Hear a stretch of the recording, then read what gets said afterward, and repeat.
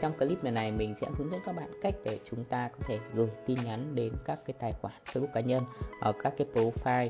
Thì với cái profile này thì chúng ta có thể quét được ở trên các cái hội nhóm, cũng như là những cái người mà hay tương tác với một cái bài post hoặc là một tài khoản bất kỳ. Ngoài ra chúng ta cũng có thể gửi tin nhắn đến các cái fanpage nữa. Thì để thực hiện được cái việc này, từ giao diện chính của màn hình thì chúng ta sẽ chọn vào cái là chức năng nhắn tin. Đó, chức năng nhắn tin, các bạn kích vào đây. Phần này thì cài đặt thì chúng ta sẽ kích vào phần vui lòng nhập danh sách UID nhé. Các bạn sẽ cho cái danh sách UID của mình vào đây, mình muốn gửi tin nhắn vào đây. Đó, và cũng giống như các phần trước thôi, chúng ta sẽ cài đặt để chuyển tài khoản lỗi khi nối liên tiếp bao nhiêu lần, mỗi một tài khoản nhắn tin với bao nhiêu người, khoảng cách giữa 2 lần.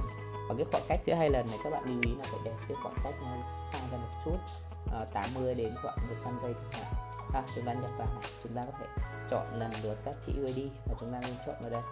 Đó, là không nhắn tin trùng ID giữa các cái tài khoản. Rồi chúng ta cũng có thể là tương tác với lại cái bài, tương tác với lại cái trang cá nhân khi mà chúng ta đã gửi tin nhắn xong. Các bạn sẽ kích vào đây. Bước tiếp theo chúng ta sẽ chọn nội dung.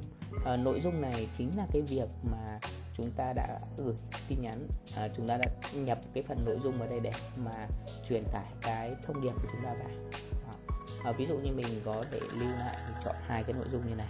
Và bước tiếp theo là mình chọn các cái tài khoản Facebook, và sau khi mà setup xong các cái thông số thì mình nhấn vào bắt đầu thôi, là cái quá trình mà nhắn tin nó sẽ diễn ra.